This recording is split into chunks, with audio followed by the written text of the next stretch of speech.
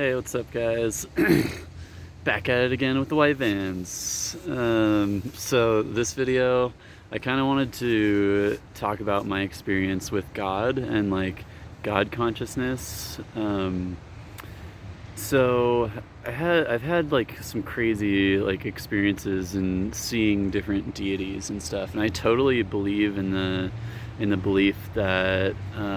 there are like hundreds of different deities and stuff that throughout time people have worshipped and stuff. Because I've seen beings like Shiva, or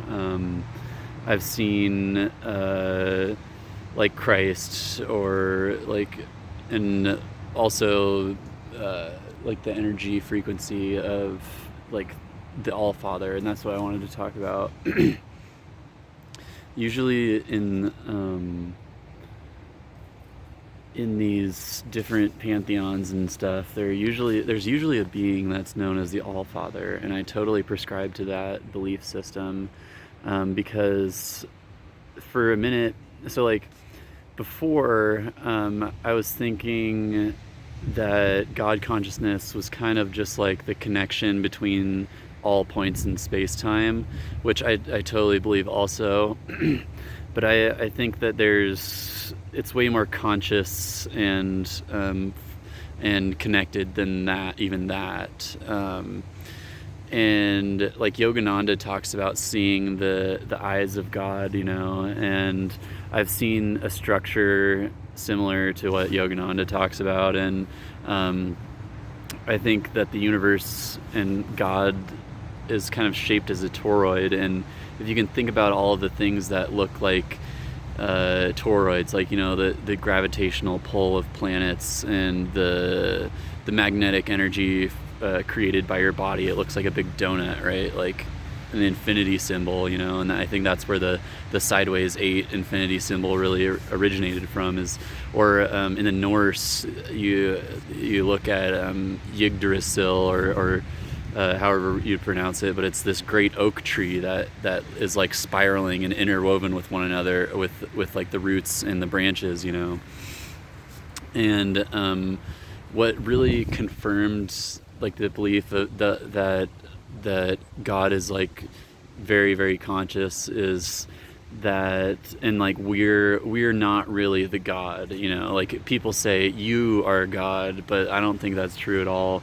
I think we're a piece of him, but that doesn't mean that we're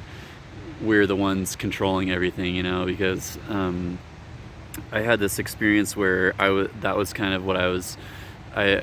originally was thinking, that there is a father, and then I switched into that belief system, and I can feel almost when I start when I don't believe, or when I switch into that frequency of like not believing in God, then I feel like my light drain out of my body. Like there's something, I feel it like go, I don't know, just my energy really just gets drawn out of my body, and it feels like it leaves, but on the reverse side, when I do believe like in a higher power, in like a supreme being that are above all of these deities, that I've talked about, then it's like that's when I feel the most energized, the most alive, and I more and more divine coincidence happens to me when I'm in that state, in that belief. And and I started reading the Bible, and I never really grew up Christian, but I started reading it, and it's a pretty good book. You should check it out. It's a good book. It's a good book. It's like, so Christ talks about how there's like this, or the worst thing that you can do is not believe and not love that supreme being, and that supreme ruler of everything that happens in this universe. And that's the worst thing, is not believing, and it's definitely true, because I can feel that. I talk about how sensitive I am to energy, but when I slip into that belief that there's nothing out there guiding my life and overseeing everything and everyone, then I feel so drained, and that's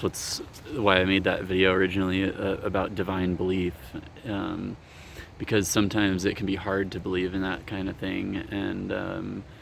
but yeah, I don't know if there's anything else that I wanted to say, but yeah, the